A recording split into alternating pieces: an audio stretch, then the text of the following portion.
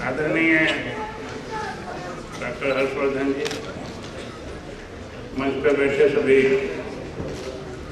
सज्जन और ऊर्जा के प्रतीक धर्मपाल जी, जो 116 साल आयु पूरे करने के बाद मैराथन दौड़ते हैं।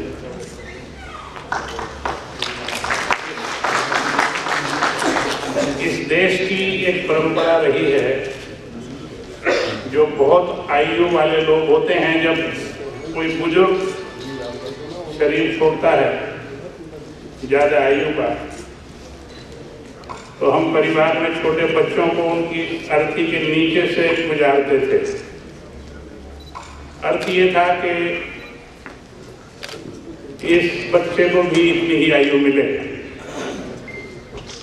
मेरा निवेदन है, मर्जी आपकी है, कि जाने से पहले जो बच्चे हैं धर्मपाल जी का पैर छू के अगर वो आशीर्वाद लेंगे, तो मैं समझता हूँ वो परंपरा कोई ऐसी नहीं थी, हवा से नहीं आई है, संतों ने चिंतन किया होगा तब वो परंपरा बनी होगी। सब आयु, लंबी आयु को प्राप्त हो ये बच्चों के लिए। मुझे कुछ बहुत भाषण देना नहीं आता, क्योंकि मैं राजनीतिक आदमी नहीं हूँ। मेरा छोटा सा परिचय है, 30 वर्ष में दिल्ली हाई कोर्ट का वकील रहा हूँ। 8 साल पहले मैंने संन्यास ले लिया। परमात्मा का चिंतन अब मेरा विषय है, लेकिन देश की हालत देखने के बाद लगा कि इसके विषय में सोचना अनिवार्य है। मुझे जो ये देश नजर आता है, भारतवर्ष, जमीन के नीचे जितने खनिज हैं, जितनी चीजें हैं, लोहा, कोयला, पत्थर, सोना, जस्ता, जो भी पृथ्वी के नीचे संभव पैदा होता है, वो यहाँ सब है और जरूरत से 2 गुना है। पृथ्वी के ऊपर जो चीजें पैदा होती हैं दुनिया में कहीं, अनाज, दालें, फल, जो भी पृथ्वी के ऊपर पैदा होता है, भारतवर्ष में वो जरूरत से 2 गुना पैदा होता है।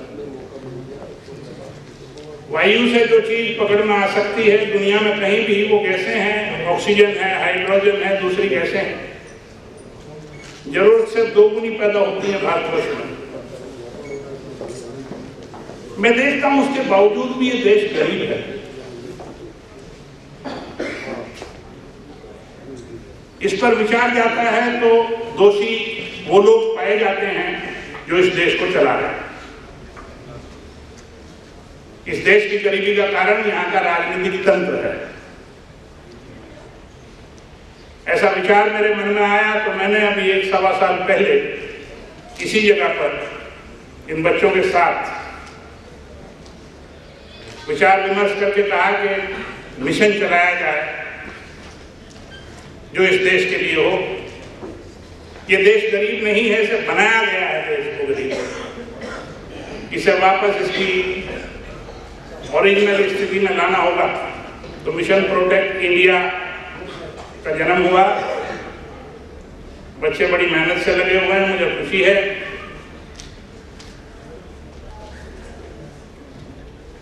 मोदी लाओ देश बचाओ का नारा दिया गया था 1.25 साल पहले यहीं से। क्यों? कोई व्यक्ति सीधा प्रधानमंत्री नहीं बनाया जा सकता। फिर कैसे संभव है कि एक आदमी का नाम लिया जाए कि मोदी को लाओ देश बचाओ को प्रधानमंत्री बनाओ? मुझे आध्यात्मिक चिंतन के दौरान ऐसा एहसास हुआ, मैं कोई ज्योतिषी नहीं हूं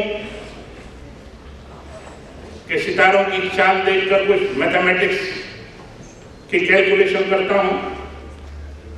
आध्यात्मिक चिंतन के दौरान मुझे ऐसा एहसास हुआ कि इस देश की हालत बहुत खराब है।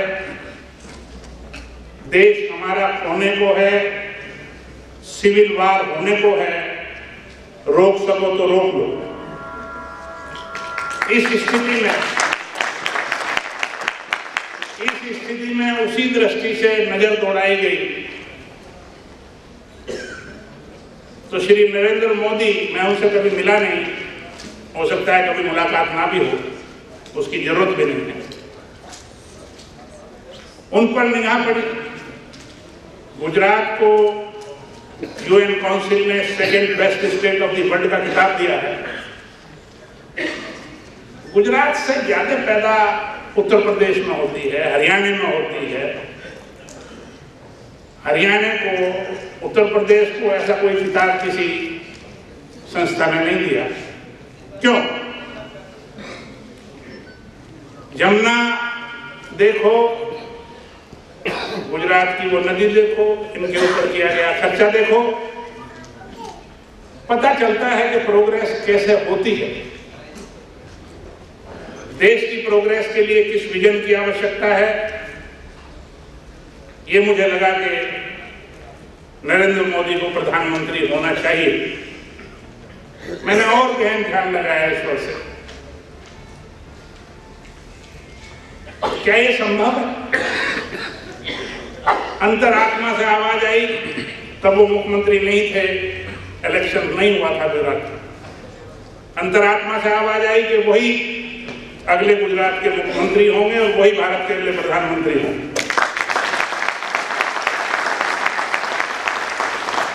दोस्तों, ये परमात्मा से आई आवाज है।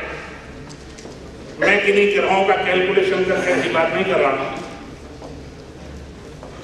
आज राजनीतिक बदलाव दिखाई भी दे रहा है, 1.5 साल पहले की व्यवस्था नहीं।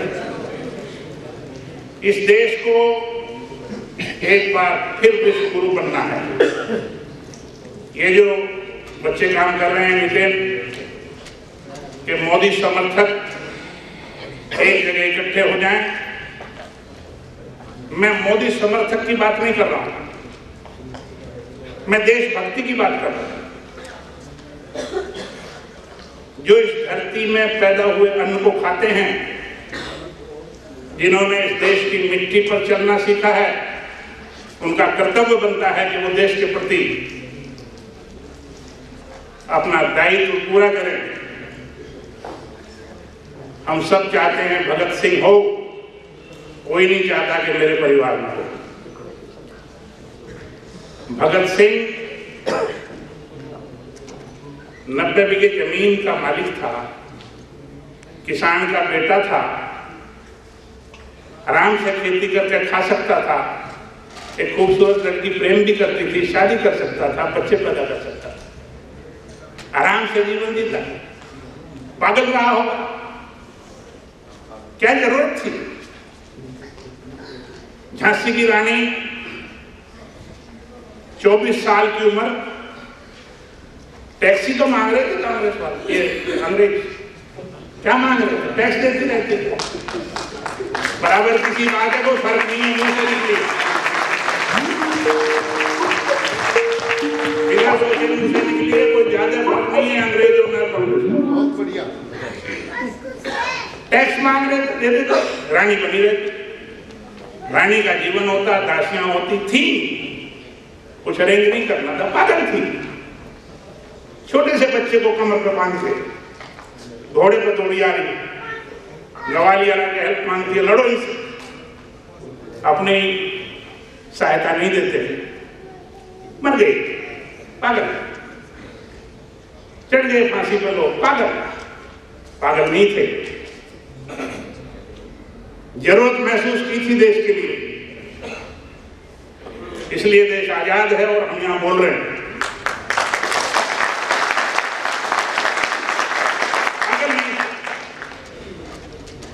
आज मिशन प्रोटेक्ट इंडिया के बैनर के नीचे मैं देशभक्तों का जमावड़ा चाहता हूं। आज हर देशभक्त को मोदी का नाम इसलिए लेना है क्योंकि इस देश को नरेंद्र मोदी की जरूरत है।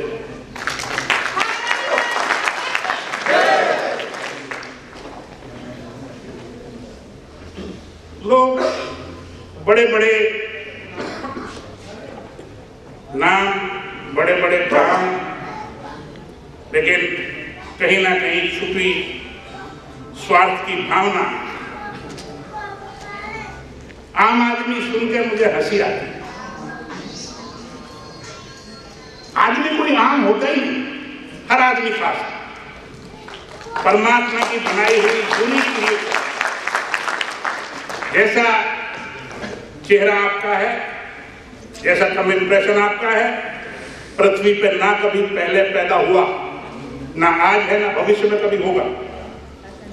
आम आदमी परमात्मा को गाली दे रहे हो। हर व्यक्ति खास है और हर खास व्यक्ति 3 तल पर जीता है। उसकी 3 माँ होती हैं। अपनी मां से पैदा होकर जो परिवार को चला रहा है, ये एक तल अच्छा है, लेकिन नीचे वाला ऊपर का तल है भारत मां, दूसरी मां है जो उसके प्रति दायित्व निभा रहा है, और बड़ा तल। तीसरी मां परमात्मा जो उससे भी जुड़ गया, और बड़े तल पे। आदमी को आम तो हो गए, पशु नहीं जुड़ सकते, पक्षी नहीं जुड़ सकते। आदमी आम नहीं होता, आदमी खास होता। मुझे उपनिषद में, मैं 2 मिनट बस अपनी बात खत्म करता हूं, लंबा भाषण देने की आवश्यकता नहीं है। जो असली बात है वो मैं कह चुका कि मिशन प्रोटेक्ट इंडिया के बैनर तले देशभक्तों का जमावड़ा इकट्ठा हो रहा है, मुझे खुशी है। उपनिषद में 2 शब्द हैं, सोमा और होमा। सोमा यानी सोमरस लोग तलाशते रहे, हिमालय में कोई अंग्रेज अभी भी लगे हुए हैं, मेरी नॉलेज में है। मिलेगा नहीं क्योंकि सोमरस वहां होता नहीं, वो रस किसी और डायरेक्शन में है। उसकी चर्चा बाद में होमा की जिक्र करेंगे। होमा एक पक्षी का नाम उसमें बताया। होमा पक्षी दुनिया का सबसे सुंदर और सबसे बड़ा पक्षी बताया। कहते हैं वो आसमान की अनंत ऊंचाइयों पर रहता है, वायु और प्रकाश उसका भोजन। होमा मादा जब अंडा देती है तो अंडा नीचे की तरफ गिरने लगता है, अंडा गिरता रहता है, गिरता रहता है। गिरते गिरते अंडा पक जाता है, फूट जाता है, उसमें से बच्चा निकलता है और बच्चा गिरने लगता है। ये बच्चा नीचे की तरफ गिरता चलता है, गिरता चलता है, फिर इसके पंख निकलने लगते हैं। गिरते गिरते बच्चा बड़ा हो जाता है, इसके पंख बड़े हो जाते हैं, और एक दिन इसकी क्षमता हो जाती है कि ये पूरी उड़ान भर सके।